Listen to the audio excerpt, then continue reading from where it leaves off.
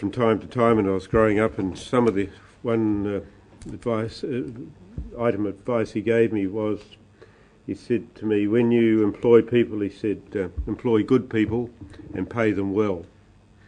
And it's a philosophy, or it's a dictum that I followed through my business life, and I think successfully so too. I see it as applicable today. I think some of the arguments about decreasing the reward that we're offering the directors are pernickety, to say the best, to say the best for the argument. The folk that we have and the tasks that we have asked them to carry out, I believe, is a significant one, and it requires a huge amount of input and a huge amount of effort, and I believe that they should be adequately rewarded for the effort that they give on our behalf. I think, as Councillor Scott has indicated, it is only for a short period of time, and indeed with the amendment that Councillor Douglas has indicated, that will be able to be achieved once the workload depreciates at the completion of the route benefit scheme. I just think it's a matter of fairness and a matter of equity and a matter of decency that people are rewarded and paid well for the efforts that they put in on our behalf, and for that reason I can't support the amendment. The motion, yeah. Other speakers, Councillor Curtin, Mr. Speaker. Well, Mr. Chair, I just astounded really about the change of direction that has taken place around the interim board, and that's what it is, an interim board up to the 30th of June next year. All of the things we've talked about were known. The remuneration is known. The task was certainly known, and I would be surprised if any commercial director or any other director, having looked at the scope of work for HBRIC and the dam project in particular, would not know what was indicated by way of workload when you sign on. Directors do know that. I asked the question is, for the meeting a month, the $1,200 a meeting, $200 an hour for that meeting, is that enough? We're looking to increase that to $500. I really challenge my fellow councillors to now change the rules midway through from a mixed, both commercial, we wanted that commercial expertise, and also for the public good element of it was always on the table. We're wanting to change those goalposts. We've invested heavily with shifting our chief executive across to support it in full, and that is a full-time role, and a whole host of staff alongside that. I'm wondering what is transacting there, which is now inviting such vast quantums of work from the directors, given that we've resourced it to such an extent. So in my mind, Mr. Chair, by seeking to increase the directors' fees by this large quantum, we've crossed the Rubicon. We've gone a step much further than was anticipated, and a step much further than we indicated to the public. So I'm opposed not only to Councillor Rimmerswell's move to set a minimum, the lower end of the recommendation. I just oppose the increase at all. Councillor Douglas. Mr. Chairman, I've heard this debate around council tables for 25 years, and councils always have trouble recognising what directors do and paying them at rates that are the going rate. And the debate, the discussion, and I've heard the word snouts in the trough today, and all of these things I've heard so many times. The reality is we are talking about commercial directors. This is what they do, but also this is what they bring, and we want the best. Can I just ask, before I finish my comments, though, is the amendment and further review thereafter actually in the motion at this stage, or do I need to Wasn't that what we were planning Move to it? do? Was It that- is- It is in the motion. Was Thank that you. Yeah, was sure. your intention? Well, I Okay. just- Seconder, that was your intention? Okay, thank you. I actually, I'm quite comfortable with the resolution. I would prefer it to be the other number for the reasons I've just described, because I frankly think we're back into the other comment I haven't heard here, but I will add it just to make sure that we've got all the cliches. If you want monkeys, you just give them peanuts. But the reality is, this is what commerciality is about. And this, despite my earlier comments, is a very big commercial project. Even though I think it is a straightforward project nonetheless in a A to B sort of context. So I'll support the resolution because I think it makes the progress that we need to make. I really don't want to die in the trenches over a few $1,000s if it's a bigger number, so I'll support it as it is. Just a brief comment from me, and then I will ask Councillor Ramsdell to sum up. I too support this, albeit reluctantly, because if this fails, we go back to another round.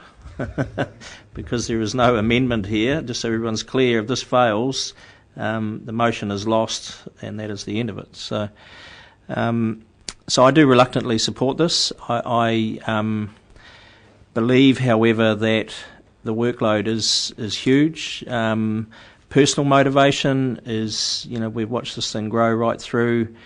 We did have a contest for councillor directors, if you think back. Everyone has an interest in HBRIC that sits around this table, whether you believe so or not. And the workload was always anticipated to be large.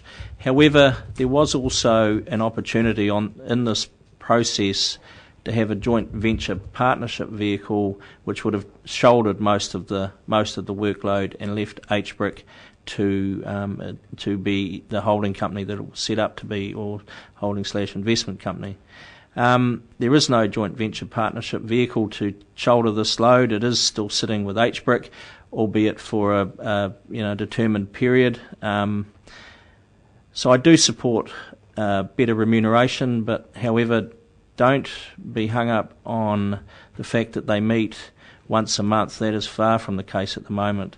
In the modern world of directors, you get documents arrive by email which you're expected to have an answer to, 100 pages of documentation within 24 to 48 hours. Get used to it. That is the modern world of directors in New Zealand and, dare I say it, around the world. I understand some of the bigger companies, BNZ is an example, they may have term sheets that are 800 words and they've got 48 hours to make a comment on, or pages rather. 800 words a page, there you go. So this is, it is a big project, and it may be straightforward, but by Jove, there's still a lot of work to be done. So I reluctantly support this. I think the quantum should have been larger, but it is certainly a better indication of reward for effort put in by our independents. You wish to sum up, Councillor Ramsdell? Mr. Chair, well, I think all the councillors have spoken pretty comprehensively about this, and I acknowledge the points that have been made, and also, firstly, I'd also like to acknowledge the generosity of the council directors who are actually giving all of their time for no remuneration and sitting beside people who are getting something back. And as I mentioned earlier, this is a middle course between what might ultimately be desired and what is, I think, is fairly perceived by the public with that spirit of the public good, which is part of the statement of intent, and I think was clearly understood by directors when they agreed to do this job. And I remember they were actually shoulder tapped. They weren't these roles weren't advertised. These were people who were hand chosen, and they've experienced people. They know they're dealing with councils and councillors with all their sort of weird and wonderful ways of operating, and in a very political environment. So I'm sure that the directors concerned will appreciate the environment that they're in and that we're in. This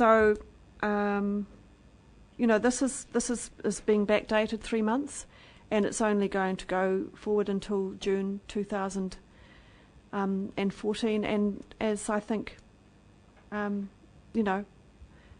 this is a middle course, so this is probably the best that we can do at the moment. Thank you. Thank you. Well, I'll put that motion in. All those in favour, please say aye. Contrary, no.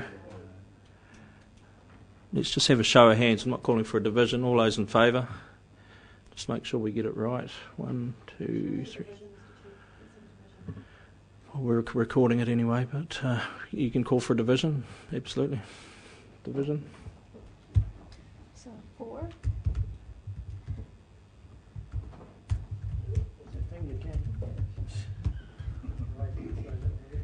Yeah. Keep up, Councillor Gilbertson, right hand. Okay. Against? Against.